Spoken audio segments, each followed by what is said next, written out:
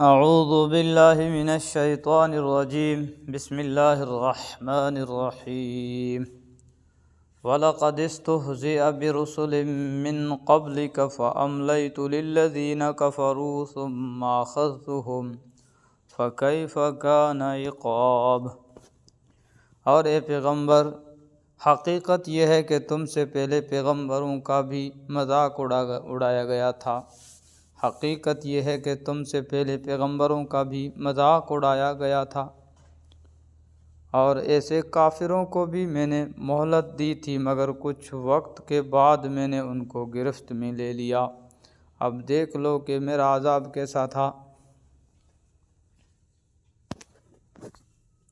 أَفَمَنْ هُوَ قَائِمٌ عَلَى كُلِّ نَفْسٍ بِمَا كَسَبَتْ وَجَعَلُوا لِلَّهِ شُرَكَاءَ قُلْ سَمُّوهُمْ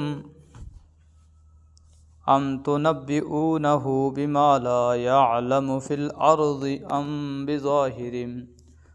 بِظَاهِرٍ مِّنَ الْقَوْلِ بَلْ زُيِّنَ لِلَّذِينَ كَفَرُوا مَكْرُهُمْ وَصُدُّوا عَنِ السَّبِيلِ وَمَن يُضْلِلِ اللَّهُ فَمَا لَهُ مِنْ هَادٍ۔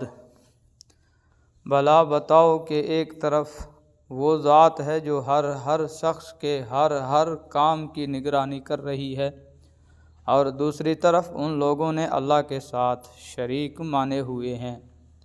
کہو کہ ذرا ان خدا کے شریکوں کے نام تو بتاؤ۔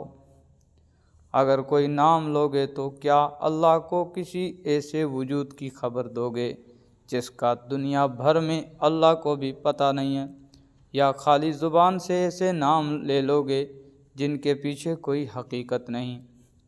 حقیقت تو یہ ہے کہ ان کافروں کو اپنی مکارانہ باتیں بڑی خوبصورت لگتی ہیں، اور اس طرح ان کی ہدایت کے راستے میں رکاوٹ پیدا ہو گئی ہے، اور جسے اللہ گمراہی میں پڑا رہنے دے اسے کوئی راہ پر لانے والا میسر نہیں آ سکتا۔ اس تفسیر پر مبنی ہے جو امام رازی اور علامہ آلوسی نے حل العقد کے مصنف کے حوالے سے بیان کی ہے۔ اس تفسیر کے مطابق منہو قائم کی خبر موجود ہے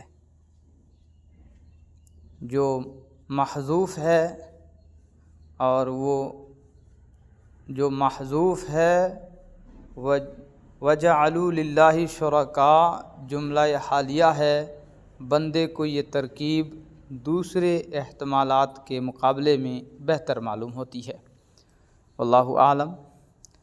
نام تو انہوں نے بہت سے بتوں اور دیوتاؤں کے رکھ رکھے تھے۔ اللہ تعالیٰ فرما رہے ہیں کہ اگر ان ناموں کے پیچھے کوئی حقیقت ہے تو اللہ تعالیٰ سے زیادہ اسے کون جان سکتا ہے؟ اللہ تعالیٰ کے علم میں تو ایسا کوئی بھی وجود ہے نہیں۔ اب اگر تم اس کو حقیقی وجود قرار دو گے تو اس کا مطلب یہ ہے کہ تم نے صرف یہ کہ اللہ تعالیٰ سے زیادہ علم رکھنے کے مدعی ہوں گے، بلکہ تمہارا یہ کہنا لازم آئے گا کہ جس کا اللہ تعالیٰ کو بھی علم نہیں ہے، تم معاذ اللہ تعالیٰ کو اس کا پتہ بتا رہے ہو۔ اس سے بڑی جہالت کیا ہو سکتی ہے؟ اور اگر ان ناموں کے پیچھے کوئی حقیقت نہیں ہے تو یہ سب باتیں ہیں۔ بہرحال دونوں صورتوں میں یہی ثابت ہوتا ہے کہ تمہارا شرک کا عقیدہ بے بنیاد ہے۔ جب کوئی شخص اس ضد پر اڑ جائے کہ جو کچھ میں کر رہا ہوں وہی اچھا کام ہے، اور اس کے مقابلے میں بڑی سے بڑی دلیل کو بھی سننے ماننے کو تیار نہ ہو، تو اللہ تعالیٰ اس کو گمراہی میں پڑا رہنے دیتے ہیں، اور پھر اسے کوئی راہ راست پر لانے والا میسر نہیں آ سکتا۔ لَهُمْ عَذَابٌ فِي الْحَيَاةِ الدُّنْيَا وَلَعَذَابُ الْآخِرَةِ أَشَقُّ وَمَا لَهُم مِّنَ اللَّهِ مِن وَاقٍ۔ ایسے لوگوں کے لیے دنیاوی زندگی میں بھی عذاب ہے، اور یقیناً آخرت کا عذاب کہیں زیادہ بھاری ہوگا، اور کوئی نہیں ہے جو انہیں اللہ کے عذاب سے بچا سکے۔ مثل الجنة التي وعد المتقون تجری من تحتها الانہار اکلها دائم وظلها تلك عقبى الذين اتقوا وعقبى الكافرين النار وعقبى الكافرين النار۔ دوسری طرف وہ جنت جس کا متقی لوگوں سے وعدہ کیا گیا ہے، اس کا حال یہ ہے کہ اس کے نیچے نہریں بہتی ہیں، اس کے پھل بھی سدا بہار ہیں اور اس کی چھاؤں بھی۔ یہ انجام ہے ان لوگوں کا جنہوں نے تقوی اختیار کیا، جبکہ کافروں کا انجام دوزخ کی آگ ہے۔ والذین آتیناہم الکتاب یفرحون بما انزل الیک ومن الاحزاب من ینکر بعضہ قل انما امرت ان اعبد اللہ ولا اشرک بہ الیہ ادعو والیہ مآب۔ اور اے پیغمبر، جن لوگوں کو ہم نے کتاب دی ہے وہ اس کلام سے خوش ہوتے ہیں جو تم پر نازل کیا گیا ہے، اور انہیں گروہ میں وہ بھی ہیں جو اس کی بعض باتوں کا ماننے سے انکار کرتے ہیں۔ کہہ دو کہ مجھے تو یہ حکم دیا گیا ہے کہ میں اللہ کی عبادت کروں اور اس کے ساتھ کسی کو خدائی میں شریک نہ مانوں۔ اسی بات کی میں دعوت دیتا ہوں اور اسی اللہ کی طرف مجھے لوٹ کر جانا ہے۔ اس آیت میں یہودیوں اور عیسائیوں کے مختلف گروہوں کا ذکر فرمایا گیا ہے۔ ان میں سے کچھ وہ ہیں جو قرآن کریم کی آیات سن کر خوش ہوتے ہیں کہ یہ وہی اللہ تعالیٰ کی کتاب ہے جو پیشن گوئی پچھلی کتابوں میں کی گئی تھی۔ چنانچہ اس گروہ کے بہت سے افراد حضرت صلی اللہ علیہ وسلم پر ایمان لے آئے۔ حضرت صلی اللہ علیہ وسلم پر ایمان لے آئے تھے، عیسائیوں میں بھی اور یہودیوں میں بھی۔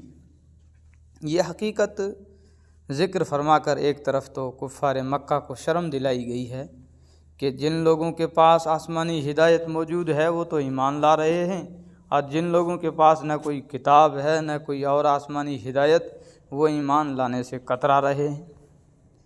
اور دوسری طرف حضرت صلی اللہ علیہ وسلم اور دوسرے مسلمانوں کو تسلی بھی دی گئی ہے کہ جہاں اسلام کے دشمن موجود ہیں وہاں بہت سے لوگ اس پیغام ہدایت کو قبول بھی کر رہے ہیں۔ یہودیوں اور عیسائیوں میں دوسرا گروہ وہ کافروں کا ہے، ان کے بارے میں فرمایا گیا ہے کہ وہ قرآن کریم کے بعض حصوں کا انکار کرتے ہیں۔ بعض حصوں کا ذکر کر کے اشارہ کیا گیا ہے کہ یہودیوں اور عیسائیوں میں سے جو لوگ ایمان نہیں لائے وہ بھی قرآن کریم کی ساری باتوں کا انکار نہیں کر سکتے، کیونکہ اس کی بہت سی باتیں وہ ہیں جو تورات یا انجیل میں بھی موجود ہیں۔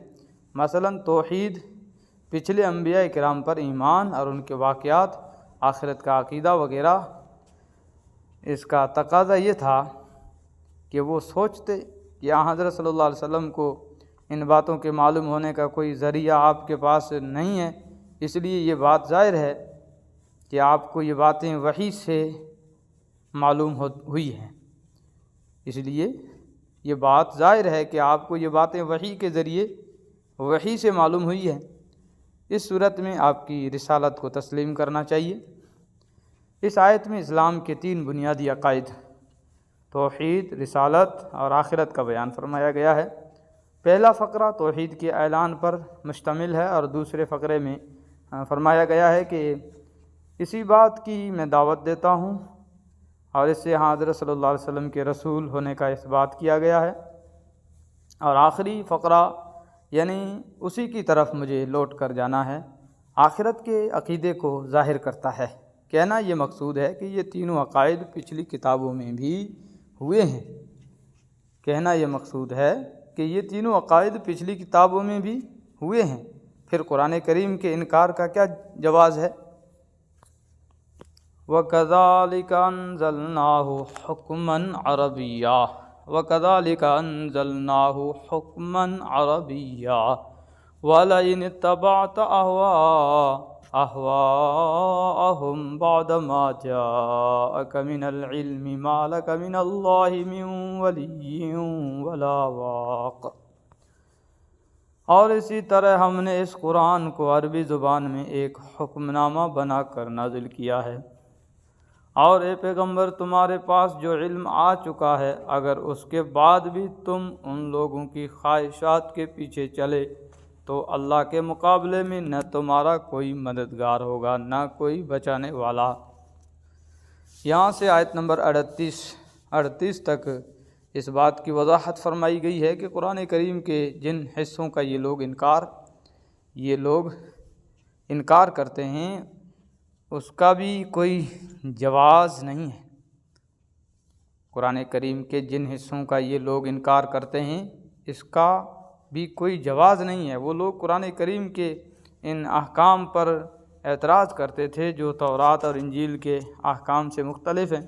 ان آیات میں اللہ تعالیٰ نے یہ بیان فرمایا ہے کہ بنیادی عقیدے تو تمام انبیاء کرام کی دعوت میں ملے ہوئے رہے ہیں، لیکن فروعی اور جزوی احکام مختلف انبیاء کرام کی شریعتوں میں مختلف ہوتے رہے ہیں، جس کی وجہ یہ ہے کہ ہر زمانے اور ہر امت کے حالات مختلف ہوتے ہیں۔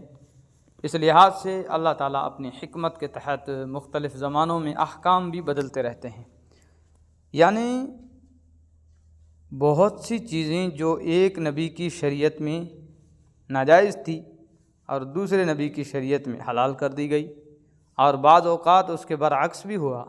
تو جس طرح پچھلی امتوں میں احکام کی تبدیلی کا یہ سلسلہ چلتا رہا، اسی طرح یہ قرآن کریم بھی ایک نیا حکم نامہ ہے جو اللہ تعالیٰ کی طرف سے آیا ہے، اور اس کے عربی زبان میں ہونے سے اشارہ کیا گیا ہے کہ یہ ان حالات سے بالکل مختلف حالات میں نازل ہوا ہے جن میں پچھلی کتابیں نازل ہوئی تھی، اس لیے اسے عربی زبان میں نازل کیا گیا ہے جو رہتی دنیا تک باقی رہنے والی زبان ہے، اور اس میں اس آخری دور کے حالات کی رعایت رکھی گئی ہے، اور اس میں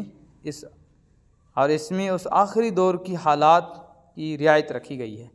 یعنی قرآن کریم کے جو احکام ان کافروں کو اپنی خواہشات کے خلاف نظر آ رہے ہیں، ان میں آپ کو یہ اختیار نہیں ہے کہ ان کی رعایت سے ان میں کوئی تبدیلی کر سکیں، اگرچہ حضرت صلی اللہ علیہ وسلم سے اس بات کا تصور بھی نہیں ہو سکتا کہ آپ نے اللہ تعالیٰ کے احکام میں کوئی تبدیلی فرمائی، لیکن ایک اصول کے طور پر یہ بات ارشاد فرما کر ساری دنیا کے لوگوں کو متنبہ کر دیا گیا ہے۔ صدق اللہ العظیم۔